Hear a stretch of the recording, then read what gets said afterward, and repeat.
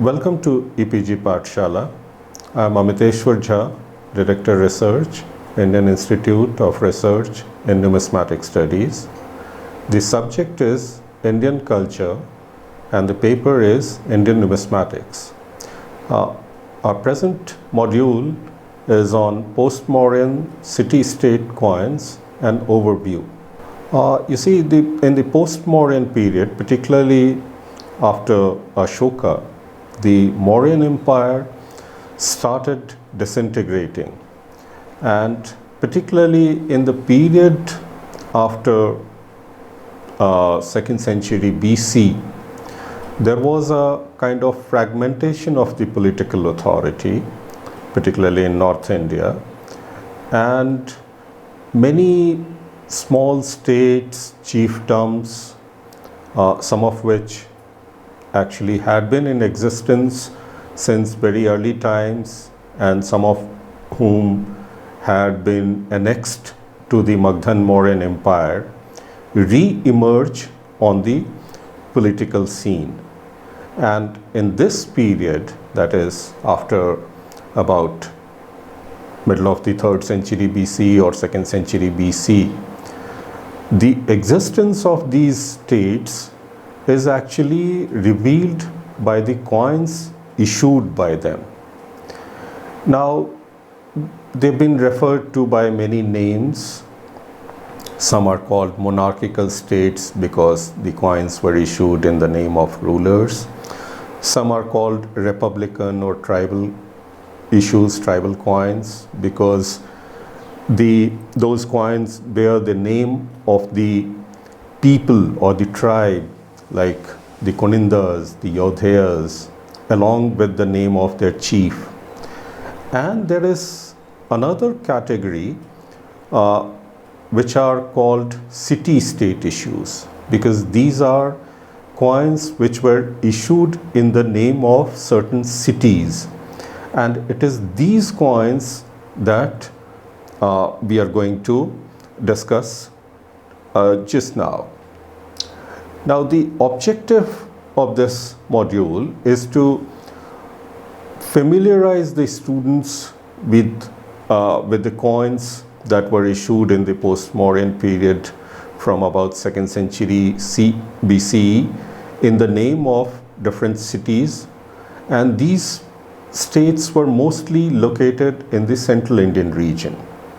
And these coins are very important because they are amongst the earliest indigenous coins that were inscribed in Brahmi script. These coins have actually not received the due attention of the scholars, and in fact you'd be surprised to know that there is no single monograph exclusively on these coins. They are sometimes referred to in books which cover a much detailed subject, or mostly in the form of articles. Now, I would again briefly recapitulate or give a brief historical background. Immediately after Ashoka, the Mauryan emperor, famous Mauryan emperor, the fragmentation of the Mauryan Empire started. The post-Mauryan, or more particularly the period starting about 2nd century BCE, saw the emergence of several smaller states and chiefdoms in North and Central India.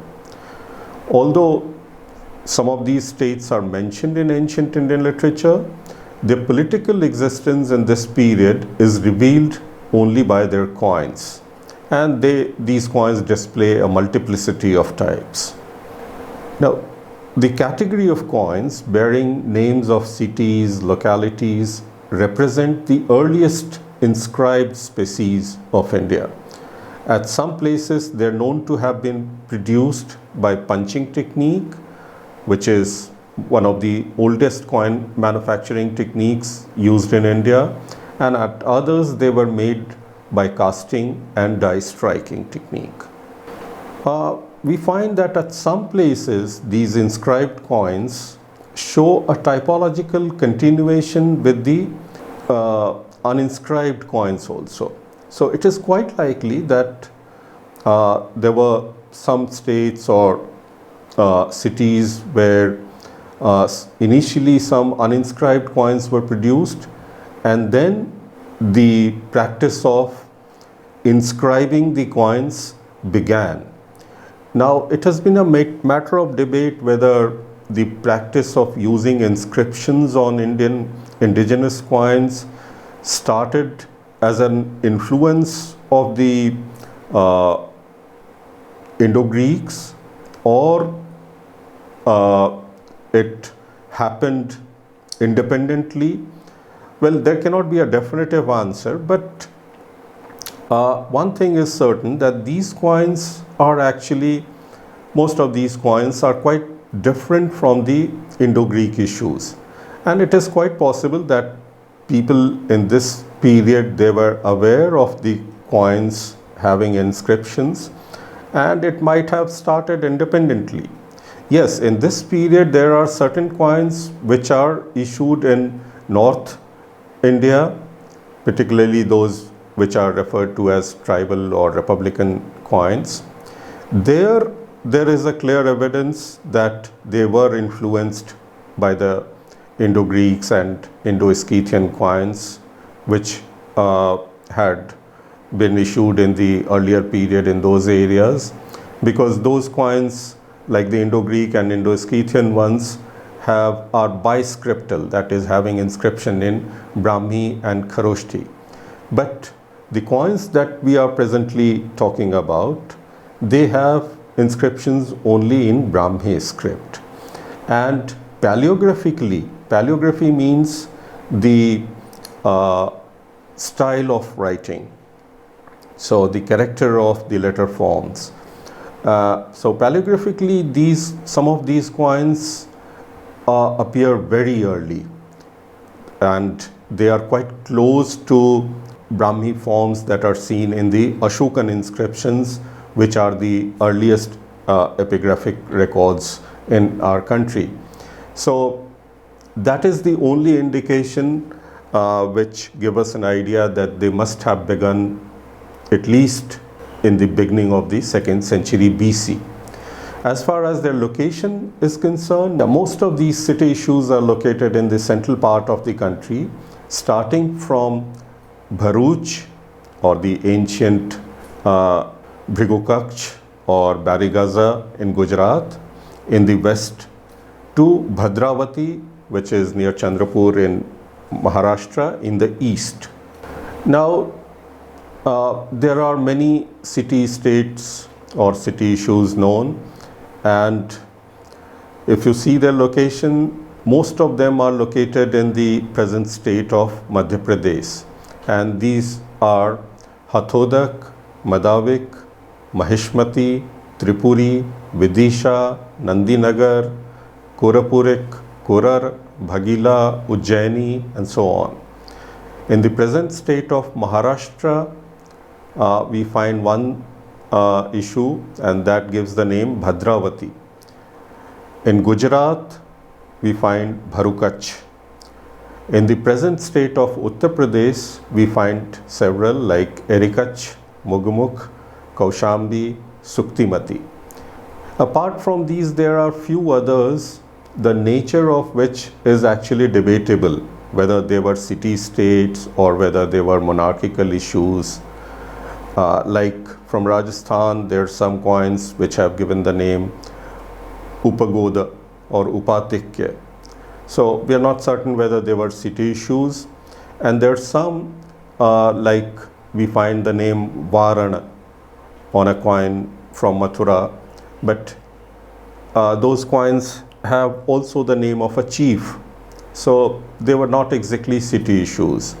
There is one republican issue of Yodhayas, which gives the name of a place, Bahudhanyak. The inscription on those coins say Yodhenam Bahudhanyake. Now Bahudhanyak is very fertile, and that name is identified with the present Rohtak in Haryana. But those are not included in the city-state coins. This map is not very exhaustive. It only gives you an idea about some of the city state location of some of the city states particularly in the present state of Madhya Pradesh. Now we will see the coins of these city states. One thing before that is necessary to be emphasized, and that is that actually all these city-state issues are in base metal like copper or bronze, or some even in lead. None of the city-states issued any silver or precious metal coins. Actually, in this period, in the post-Mauryan period, in North India, only some of the republican and tribal states have issued some silver coins. Otherwise, the majority of the coins are in base metal. And since these are smaller states, so most of these coin types are localized, which means that they are found in exclusive areas, not over a very wide area.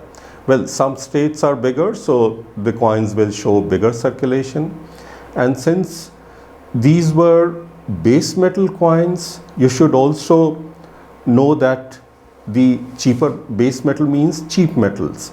So they were used only for ordinary transactions, not for very big value trade, in which the precious metal currency like the silver or gold could be used. So the first state that you're seeing here is Cathodic, and the location, the Cathodic is known from the coin inscription that is found on this type, which reads Hathodake or Cathodic, and it is identified with a place called Hatnavar in Dhar district of Madhya Pradesh. These coin designs are very simple. They just have a tree enrailing and Brahmi inscription in early characters, simple inscription which reads Hathodake, and these coins are made of bronze or bell metal. This is another type of Cathodic coin with a line drawing which will explain to you the details of the coin. The other side of these coins is actually blank. So they are struck only on one side. They are made by die striking. Another state is called Madavik.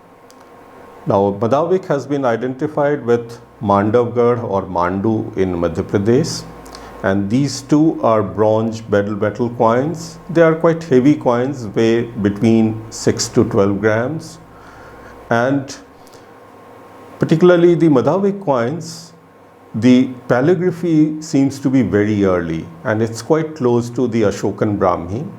And on one side you have either a swastik and the inscription above, and another type has Ujjain symbol with the inscription below.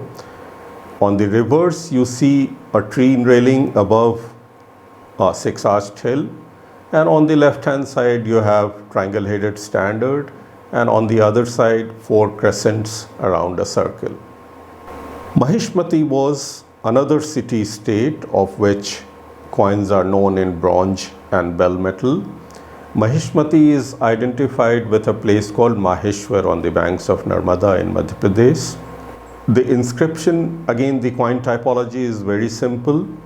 You have a 3-arched hill with a hollow cross above on the obverse, and these symbols are on the right. On the left you have a vertically placed river symbol, and then in between you have Brahmi inscription in early characters which reads Mahishmati. The reverse is blank, and on some coins from this place, some scholars have read the inscription as Madasmati, and according to them it may be a different city state And Mahishmati is identified with Mandhata, which is not very far from Maheshwar. It is actually 50 odd kilometers from Maheshwar. Then another city-state again from Madhya Pradesh is Tripuri. Tripuri used to be an important city on the trade route in ancient times, and it is identified with a modern village which is called Tevar, and it is about 12-13 kilometers from Jabalpur in Madhya Pradesh.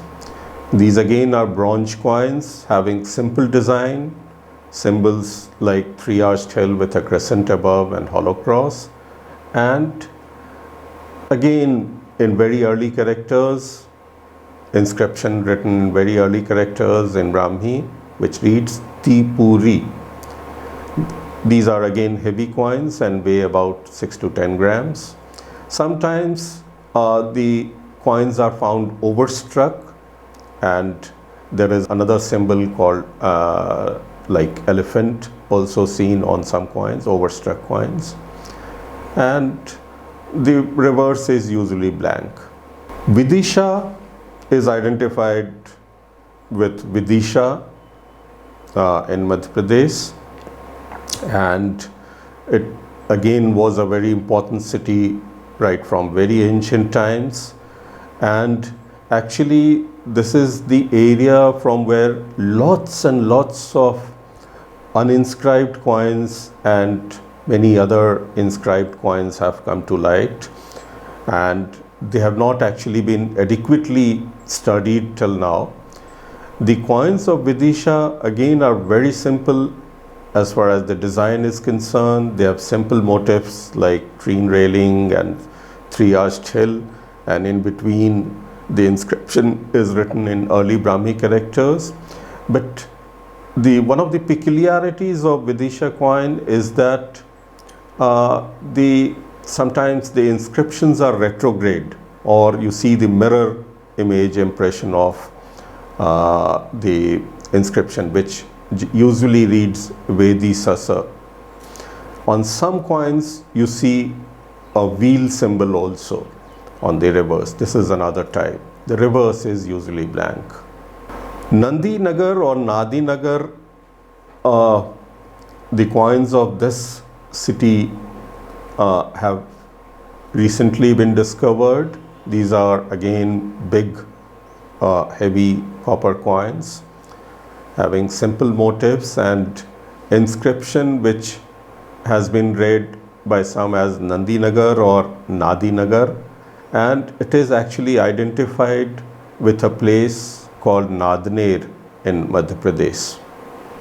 Then continuing with the city state issues from Madhya Pradesh, there is another which is called Kurpurik, because the inscription reads Kurpurik, and these are again bronze coins weighing between 6 to 12 grams, and the inscriptions are written in Brahmi, and they're centered in they are actually placed in between certain small symbols like tree railing and Ujjain symbol, and there is a kind of fish-like design at the top, and in between the inscriptions are placed. On some, a lion-like motif, as you can see on the slide, is also seen. There are many uninscribed coins and inscribed coins found from Narmada Valley, where you see motifs like small tree in railing and triangle headed standard, the reverse being plain, and on the inscribed ones a small inscription reading Kuraraya is added above the symbols. Now these are again identified as a city-state issue, and the place called Kurar is actually mentioned in many Sachi inscriptions, and it is identified with a place called Kuravai in Madhya Pradesh. Another city-state from Madhya Pradesh is Bhagila. Many copper coins have been discovered which are actually manufactured by punching technique. But they have several punches on them, like a bull standing right, a tree in railing, a river with aquatic animals swimming inside, and then in one punch the Brahmi inscription is added which reads Bhagilai. On another type, instead of bull, you have a serpent in one of the punches. Now, some scholars had earlier identified Bhagila as a ruler's name, but now most of the scholars, they agree that this was actually another city-state from Madhya Pradesh, and the name was Bhagila. Ujjaini in Madhya Pradesh, identified with modern Ujjain, is a very old city, and from Ujjaini and areas around it, an enormously large number of coin types have been discovered which are definitely post-Mauryan. Most of these coins are base metal coins struck by die striking method, and most of them are actually uninscribed, which means nothing is written on them. So in the absence of any inscription, we do not know who issued those coins, but they must have been issued over a long period of time. Some of them actually show affinity with certain coins, so we can place them better. But in addition to the uninscribed ones, from this place we find certain inscribed issues which give the name of or mention the name of the city Ujjaini. And these are die-struck coins. They have symbols like a six-armed symbol on at the top and a palm or hand-like symbol. At the bottom there are fishes swimming inside a river, and then in the center a Brahmi inscription, simple Brahmi inscription reading Ujjaini, Ujjayini. And on the reverse side you find an elephant standing to right. Apart from this, there are certain coins which are inscribed in the name of rulers, but they are comparatively rare. So it is seen at Ujjaini that there are coins issued with the name of the city and then names of rulers. Similar phenomena is noticed at another city called Cochon B. So it is quite possible that maybe in the post-Mauryan period, these being important cities located at the trade route, political structure grew around the city, and then later it developed into a major state. Now from Maharashtra, a few years back some coins were reported which has a simple motif of tree railing and then inscription in very early Brahmi characters reading Bhadavatiya, and all these are actually in a square in Qs. And this Bhadravati is identified with the city of ancient city of Bhadravati, which is near Chandrapur in Maharashtra.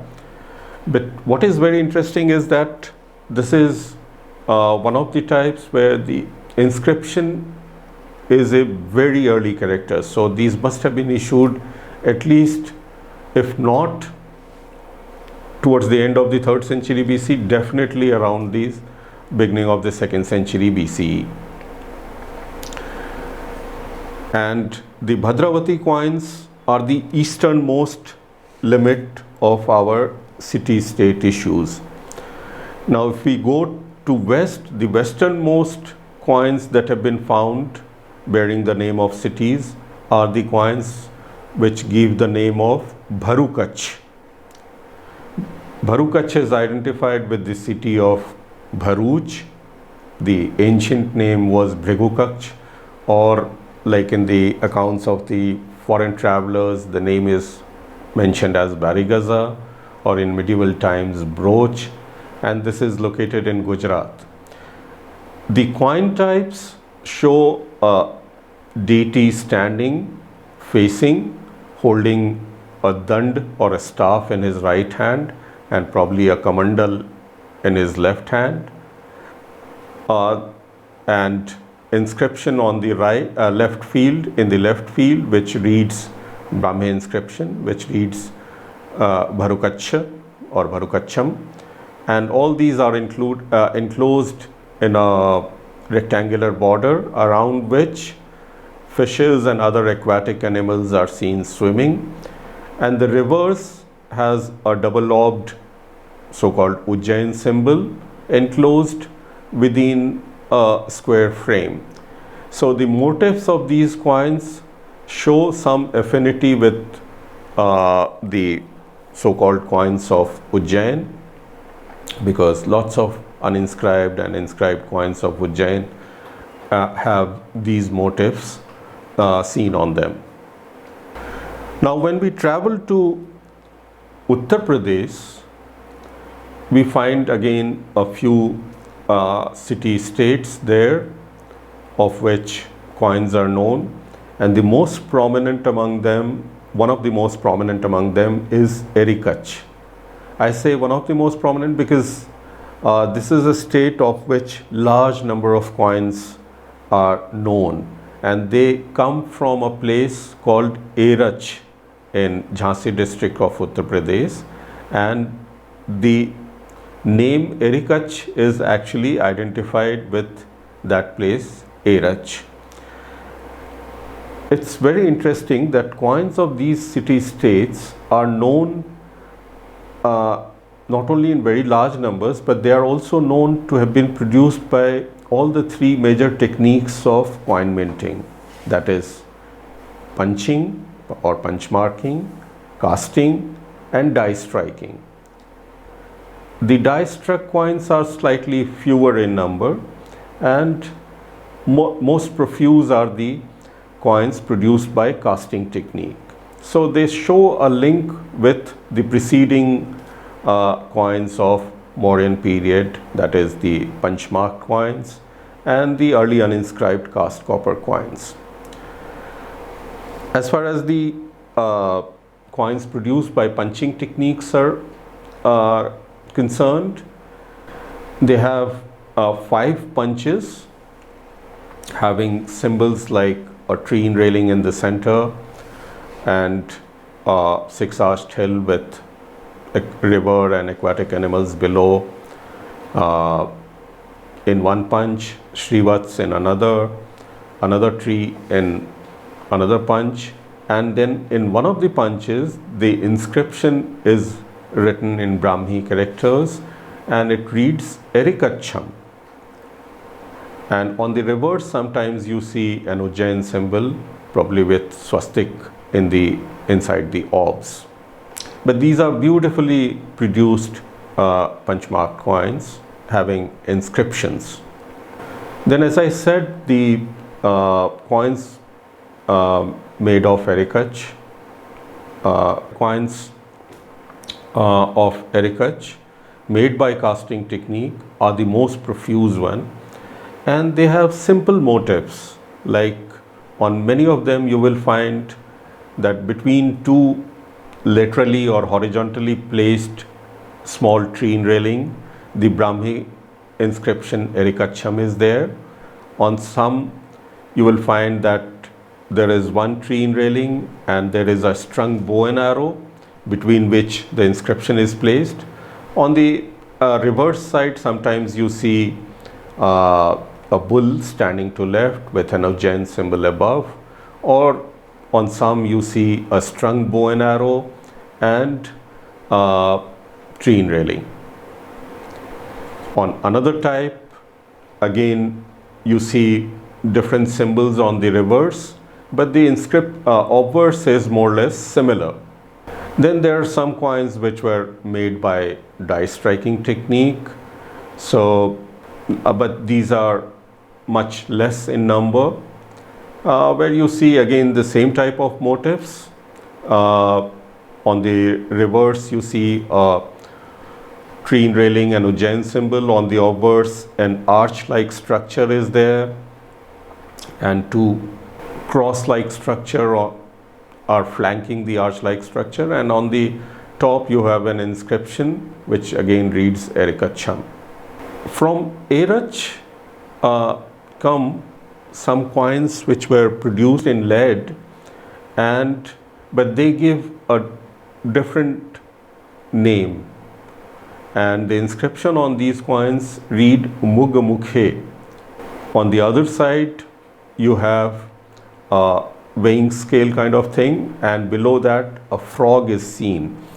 Now many scholars think that this again perhaps refers to a name of a place, but these coins are fairly common and they come from the same place. But these coins, as opposed to the others that we have seen earlier, are in lead, not in copper. Now Cochon B is another site from Uttar Pradesh, which has been a very important city right from very ancient times. This was actually, Cochon B was the capital of the Vats Janpad. And Cochon B, if you try to locate on a modern map, it is the district headquarters of the same name, and it is quite close to Allahabad in Uttar Pradesh. Now at Cochon B you find again many local uninscribed cast coin types being issued in the post-modern period, and they are followed probably by coins in the name of the city, and then we find large number of coins in the name of different rulers. So here, like, we have a coin which has an elephant standing on a ladder-like thing to left, and facing the elephant is a triangle-headed standard, and above the elephant a simple inscription reading Cochon B in Brahmi. On the reverse you have again many symbols like you see on the uninscribed cast coins of Cochon B. You have a tree railing in the center, then a Ujjain symbol above, the hill, multi-arched hill symbol on the left side, and some other symbols on the right side. There are some smaller coins found at Cochon B which has a bull standing to left on one side with a Ujjain symbol above, and on the other side you have a wheel, and there are 4 letters of Brahmi written at 4 corners, and it reads Cochon B. These are small copper coins made by casting technique. And then at Cochon B you find again some very small cast coins which have elephant on one side and horse on the other as major symbols, with certain other minor symbols, and the inscription on them reads Sutimati or Sugimati. Now this Sugimati or Sutimati has been identified with ancient Suktimati, which was again another important city mentioned in our ancient literature, and some scholars have identified Suktimati with Banda in Uttar Pradesh.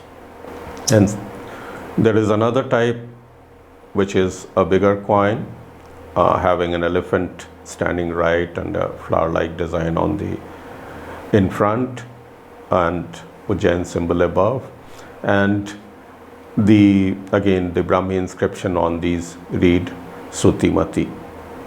So we have seen that in the post-modern period coins are being issued in the name of cities.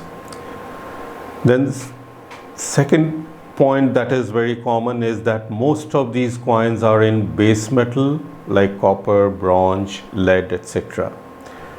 And none of these have been issued in any precious metal like silver. The third important or common feature about these coins is that all of these are localized coins.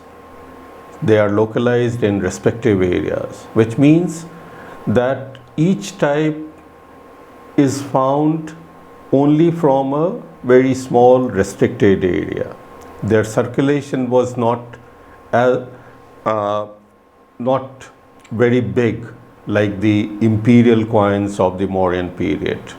The fourth important point is that many of these coins show very early paleography, which means that the Brahmi characters on these are quite close to our earliest epigraphic records, which are the Ashokan inscriptions. And it is this factor which gives us an idea about their date. So some of them were probably issued, if not towards the close of the 3rd century BCE, then at least in the beginning of the 2nd century BCE. Some of them were issued a little later, and they probably continued till 1st century CE. Now, if you see the coinage history of India, you see that the earliest coins of India, they are in silver and they are called Panchmark coins, but they are in a sense anonymous coins because they do not bear any inscription on them. So we cannot be very certain about the issuing authority of those coins. Of course, on the basis of certain information, we try to deduce in which area they were issued, and in those periods which was the issuing ruling authority. So we tentatively identified those coins as Mauryan issues or Shungan issues or issues of the Mahajanpadas and so on and so forth. But we cannot be very definitive about the attribution. So in a sense, these city-state issues, as they are amongst the earliest indigenous inscribed issues, are the first coins which we can definitely attribute to something, some state or some cities, because of the only one reason, that they have an inscription. Now, who issued these city-state coins? We do not know. Whether there was a kind of city government in ancient times, or whether there was a city corporation like we have today, or whether there were guilds of traders who issued those coins. It's very difficult to answer because these are kind of unique coins issued in the name of cities. Normally you find coins issued in the name of rulers along with the name of the maybe sometimes states. So initially it's possible that there was a kind of city government around at some certain important cities which issued these coins, and later on around these cities or localities, state developed, sometimes bigger, sometimes smaller in the post-Mauryan period. And because at many of these places we find a continuation of coinages, and then we find coins being issued in the name of rulers also. Well, these are very important coins, and they have not received their attention due to it in the numismatic research and literature, and these again need to be researched and studied afresh. And I think some of you may carry out research on these coins. Thank you.